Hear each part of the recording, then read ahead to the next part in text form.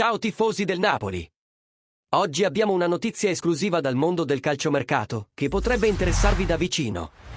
Il Napoli sta lavorando duramente per rinforzare la squadra, e uno dei nomi più caldi in questo momento è Eric Junior Dina Ebimbe, alla destra dell'Eintracht Frankfurt. Prima di entrare nei dettagli, vi invito a lasciare un like e iscrivervi al canale per rimanere sempre aggiornati sulle novità del nostro Napoli. Secondo quanto riportato, l'Eintracht Frankfurt è disposto a vendere Ebimbe, ma ad una sola condizione: la cessione deve avvenire a titolo definitivo o con obbligo di riscatto. Il prezzo richiesto dai tedeschi? 15 milioni di euro.